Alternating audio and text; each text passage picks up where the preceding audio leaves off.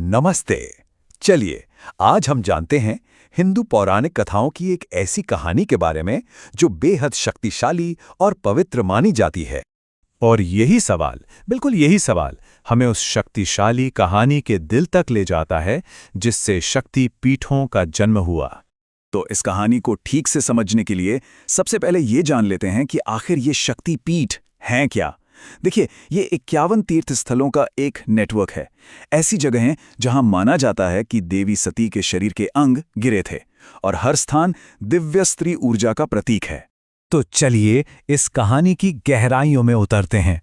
ये कहानी शुरू होती है देवी सती से, उनके भगवान शिव से विवाह और एक ऐसे पारिवारिक संघर्ष से जिसका अंजाम बहुत बुरा हुआ।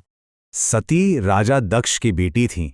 उन्होंने अपने पिता की इच्छा के खिलाफ भगवान शिव से शादी की और राजा दक्ष, जो एक बहुत ही शक्तिशाली राजा थे, वो इस विवाह के सख्त खिलाफ थे। बस यहीं से उस त्रासदी की नींव पड़ी।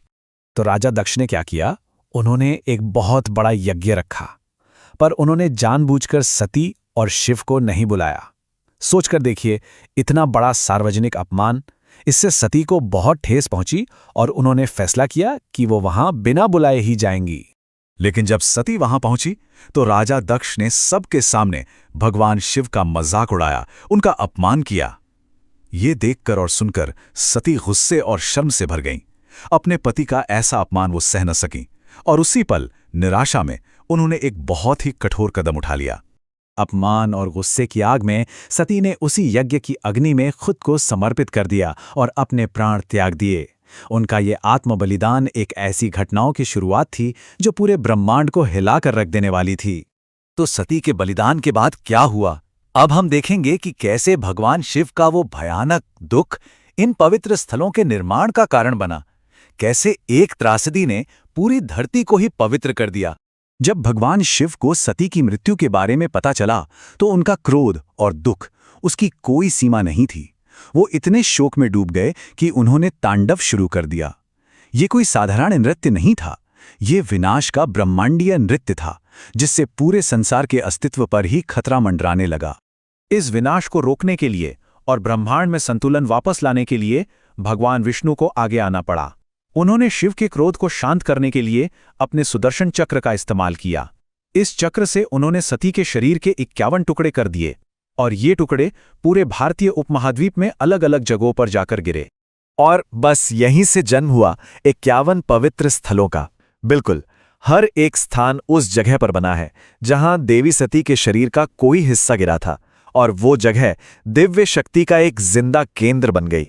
तो अब आगे बढ़ते हैं और देखते हैं कि ये पवित्र स्थान आखिर हैं कहाँ। ये एक तरह से कई देशों में फैला हुआ एक दिव्य मैप बनाते हैं। चलिए इस आध्यात्मिक यात्रा पर चलते हैं। जैसा कि आप देख सकते हैं, ये 51 पीठ पूरे उपमहाद्वीप में फैले हुए हैं, पाकिस्तान से लेकर भारत तक। मिसाल के तौर पर हिंगलाज पीठ, जहां माना जाता है कि सती का सिर गिरा था, वो आज पाकिस्तान में है। वहीं एक बहुत ही महत्वपूर्ण स्थल कामाख्या, वो असम में स्थित है। और ये नेटवर्क सिर्फ भारत तक ही सीमित नहीं है, हर जगह एक खास अंग से जुड़ी है। जैसे नेपाल में गुह्येश्वरी मंदिर घुटनों से जुड़ा है, तो बांग्लादेश में सुगंधा नाक से। और हाँ, पश्चिम बंगाल का मशहूर कालीघाट मंदिर, माना जाता है कि वहां दाहिने पैर का अंगूठा गिरा था। यह नेटवर्क हमें बताता है कि देवी की पूजा कितनी व्यापक है। दक्षिण में कर्नाटक में चामुंडेश्वरी का संबंध दोनों कानों से है, तो सोचिए तिब्बत के ऊंचे पहाड़ों में दाक्षायणी का संबंध दाहिने हाथ से है। मतलब इन पवित्र स्थलों की पहुंच कितनी दूर दूर तक है। चलिए दो सबसे मशहूर पीठों पर एक नजर डालते हैं। एक तरफ है असम में कामाख्या पीठ, जो सृजन और उर्वरता का प्रतीक है, और दूसरी तरफ है पश्चिम बंगाल का कालीघाट, जो एक बड़े भीड़-भाड़ वाले शहर के बीच में है। इससे साफ पता चलता है कि हर पीठ का अपना एक अलग महत्व और अपना एक अलग चरित्र है। तो सबसे जरूरी बात, इतने सालों बाद भी आखिर क्यों लाखों लोग इन जगहों पर जाते हैं? क्या है इनका महत्व? देखिए, ये कहानी भले ही दुख भरी है, पर ये एक बहुत बड़ी चीज सिखाती है। ये याद दिलाती है कि कैसे बड़े से बड़े नुकसान से भी कुछ नया बन सकता है। देवी के शरीर के टुकड़ों ने उस जगह को बर्बाद नहीं किया, बल्कि पूरी धरती को ही पवित्र कर दिया। ये स्थान दिव्य स्त्री ऊर्जा के घर बन गए। और इसका सबसे बड़ा उदाहरण है नवरात्रि। ये त्योहार स्त्री शक्ति का जश्न है और इस दौरान हजारों लाखों लोग इन पीठों की तीर्थ यात्रा करते हैं, वहां प्रार्थना करते हैं, अनुष्ठान करते हैं और इस पुरानी कहानी को आज भी जिंदा रखते हैं। ये सब सोचने पर मजबूर करता है ना कि क्या किसी पवित्र जगह की शक्ति उससे जुड़ी कहानी से आती है। ये कहानी, विश्वास और एक जगह की पवित्रता के बीच का जो गहरा रिश्ता है, उस पर हमें सोचने को कहता है।